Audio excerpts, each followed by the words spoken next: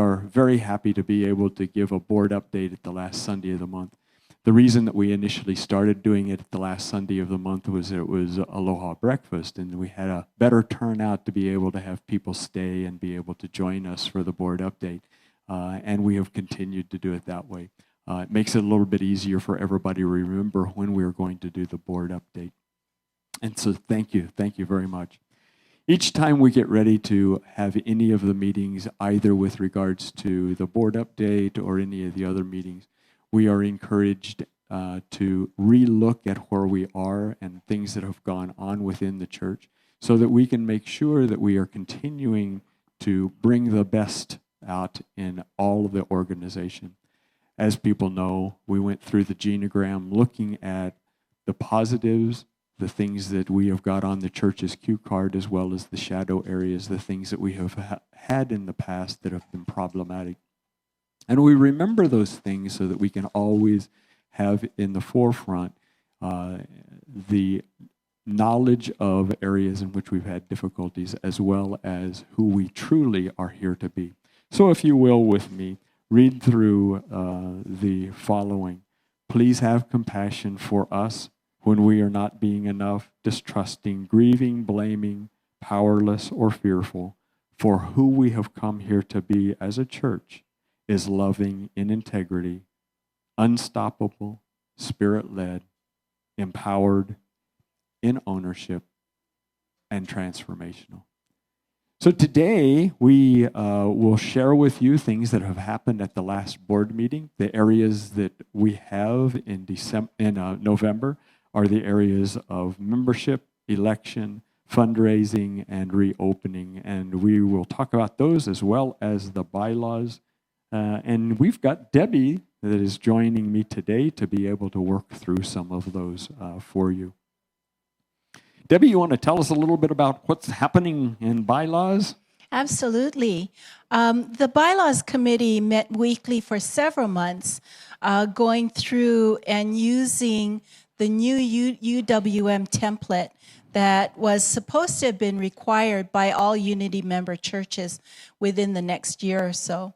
However, their requirement was postponed, but we continue to work forward using that template and making changes, those small changes to our own bylaws, so that they would be able to, we would follow them, and we wouldn't have to do extra work the next time around. Exactly. That'll help us in a couple of years when it becomes mandatory. And I am so pleased with the committee and all of the work that was done with the bylaws.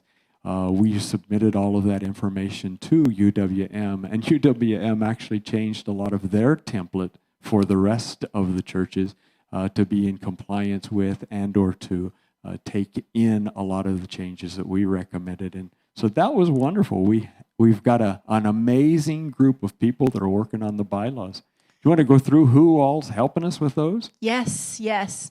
Our absolutely wonderful and fearless chairman, Sally Hartman, guided us all. There was Jack Randall, Howard Wigg, Francine Kiona, Richard Hughes, you and me. Yeah, Exactly. Thomas and myself, as well as Reverend Johanna. Reverend Johanna, that's right. Yes. Exactly. Yes, there was a lot of work to have been done. We've gotten that packet, and it will be posted to the website soon, so that all of the congregation can also look at the work that has been done. And, we will have a question and answer session on Zoom on December 10th at 6 o'clock. So follow the website. All of the information will be provided there, and, how this will work out. No, exactly. The committee forwarded all the information to the board for the October and then the November board meetings. The board was extremely pleased with all of the work that had been done. They made a couple of small recommendations of changes that might be considered by the bylaws committee. Bylaws committee took those into advisement, felt that they were very helpful as well. And so the board and the bylaws committee are in sync with feeling like the information that we've got on the bylaws now are exactly where we need to be. And so those will come up for the annual meeting, correct, Debbie? Yes, all of this preparation is specifically so that we can present them at the annual meeting in March of 2021. Exactly. And because it is a complete rewrite and they are completely different than what the bylaws were, not completely different, I shouldn't say it that way, but they are in different order in a lot of ways than what the old ones were. Trying to do a red line where you've got everything that matches and all the rest is just pretty much impossible.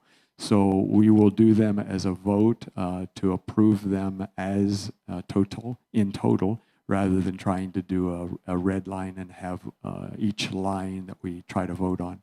Like we tried to do a couple of years ago, and that was tedious, and it took a lot of work. So this one will be a little bit easier to be able to do, and we hope it will be a better set of bylaws, and it will be in compliance with the ones for UWM, so we won't have to do it later. Yes. Do you want to talk a little bit about membership and Yes. the election committees? Okay.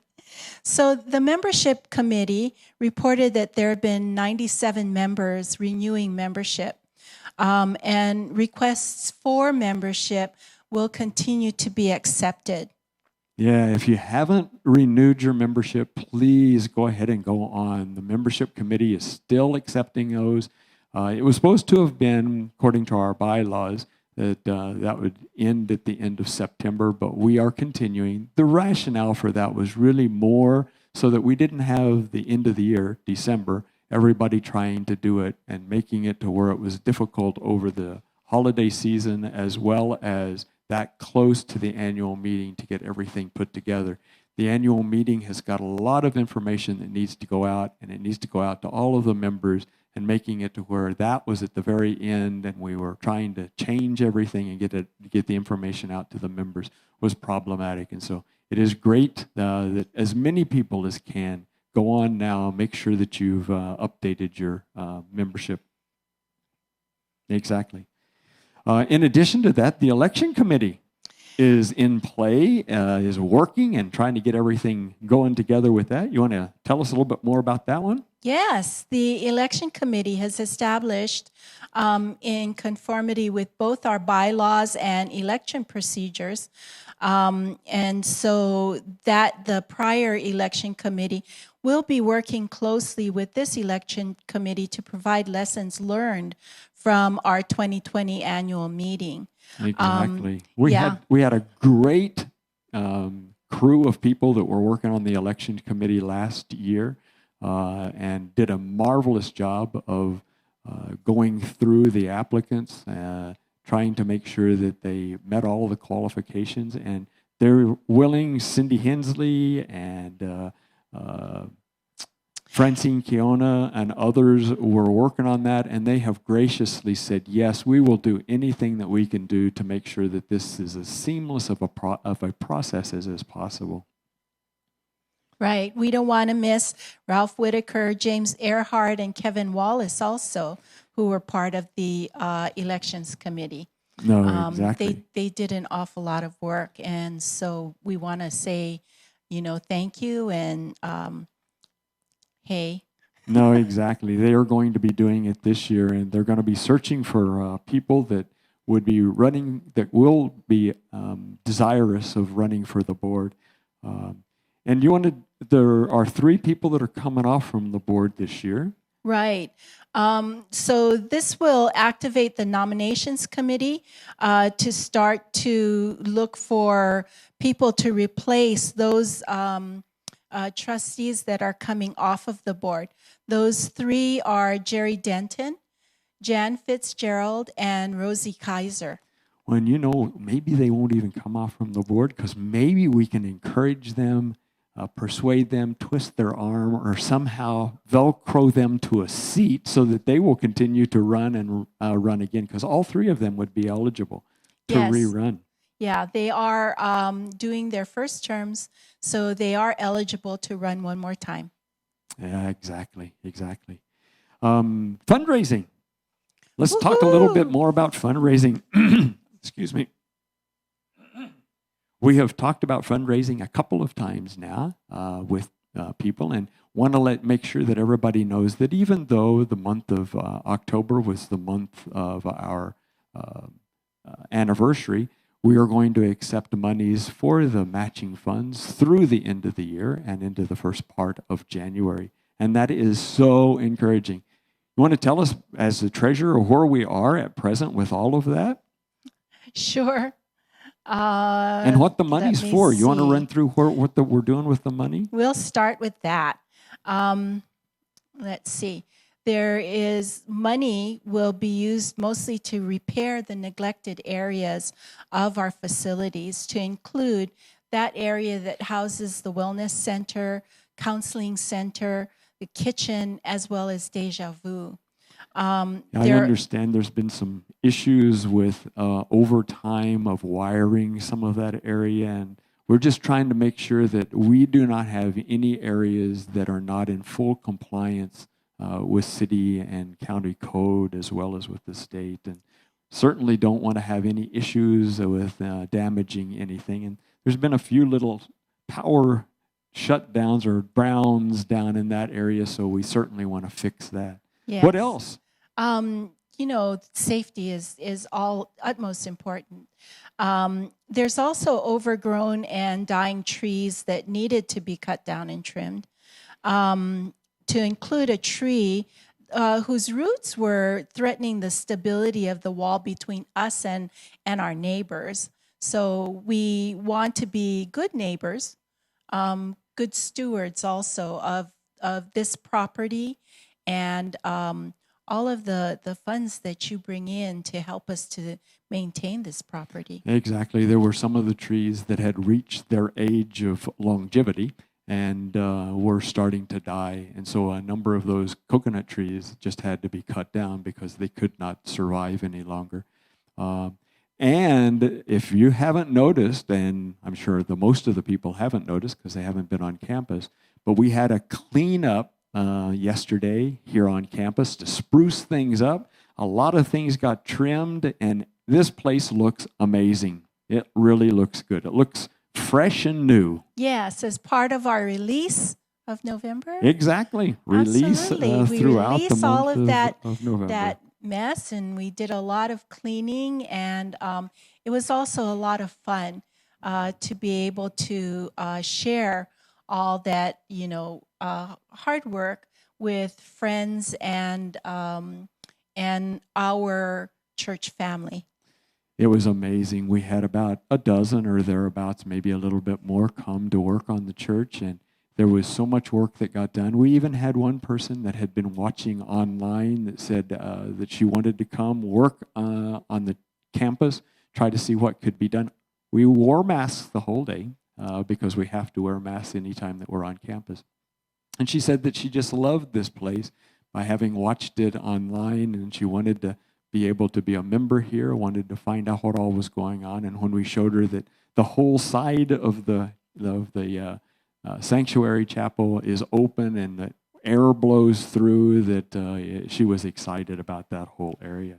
Yes, we did get approval when with regards to the way the chapel is set up. So we are so very fortunate to be here on this property. Do you want to give us some numbers of where we are with regards to the fundraising piece? And then we'll go into just that, what we were talking about. Sure. Okay. So our goal from the Cornerstone donors as well as the board was $50,000, and we've overshot that goal and received $50,751 from that side of the house. From our the membership, donor and Cornerstone, from from the board and Cornerstone, right? Correct. From the membership and the congregants to challenge that matching goal of 50,000, we've received 14,000, and so there's 35,000 that are, we're looking forward to continuing to receive through the rest of this year. Um, it's this fundraising is important because with the pandemic, the income from the church has not quite kept up with the expenditures, even though our expenditures are lower than they were previously. And some of the reason for that is the changes to only one service during the week. No, exactly. And other changes that we made to decrease the expenditures. We still continue to see a shortfall with regards to the money that's coming in.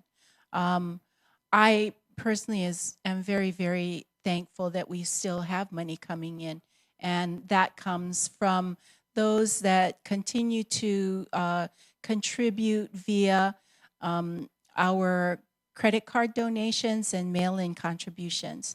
So we are seeing that continuous recurring receipt of monies coming in, and we thank you very much for that.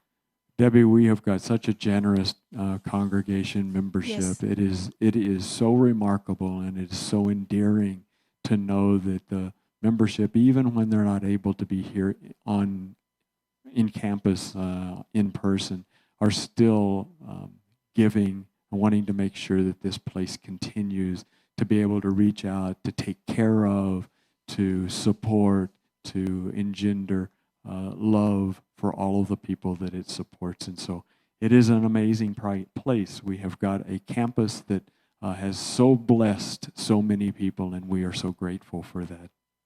Which then brings us to what you were talking about a minute ago, which was reopening. And so let's go ahead and talk a little bit about that whole process. You can start with what was done when we did the final concert, and having Andrew Doan come in as a consultant to let us know what his thoughts were. Yes, that was a lot of fun. We got to come in and actually experience a concert all over again.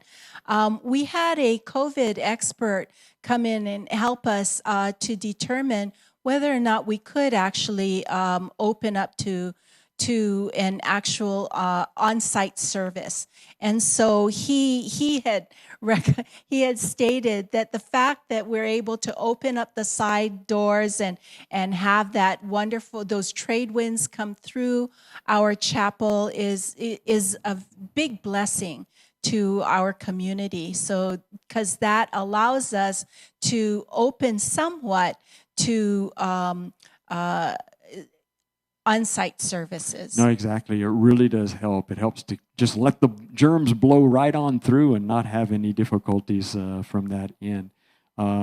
We do have a new cleaning service that is also coming in, that is in and is helping us to make sure that everything is clean. We also can go 72 hours without having anybody in the sanctuary after the services, and they feel like that's going to be very good to be able to take care of everybody to make sure that we do not spread any disease processes.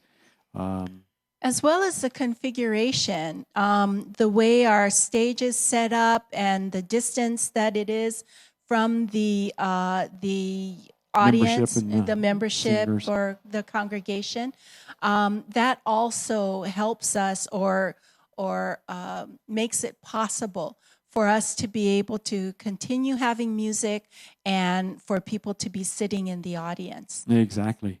So you heard a little bit earlier, Reverend Johanna say that at 11:30 today that was going to open up for the first 15 people that were able to sign up to be in house. We will try to continue doing it the same way of the first 15, and then we will continue to increase the numbers as time goes along. Be sure to know that when you do come, there will be a lot of procedures that will need to be done. You'll need to let the people at the front know who you are, have to sign you in. There will be assigned seating, so ushers will take you directly to your seat. You get a temperature taken, all that kind of stuff. And so we'll have all of that one going, and we'll try to make sure that there is equanimity between people so that we don't, in fact, have only a certain number of people that come every Sunday. Debbie, you want to hit with us the treasurer's report real quick? And I think we need to try to wrap this one up because we got a little bit started a little bit late because a button got pushed and turned us off. Yes, and finally, we'll finish up with the standard treasurer's report, looking at the revenues that we received over the month of October. Those donations we received were $8,482.79. Our other income was $12,703.25. So total income for the month of October was $21,186.04. Our expenses, as I mentioned, were $30,336.60.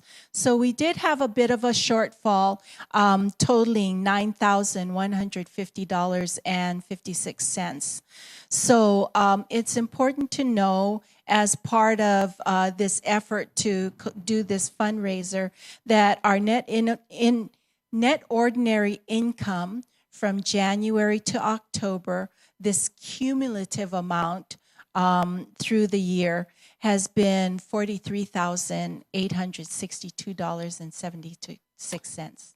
Exactly, and that other income ends up being from the preschool, from the wellness center, the counseling center. We are so amazingly fortunate to have other sources of income, and the ministries that are done out of this building, out of this campus, influence and help so many people.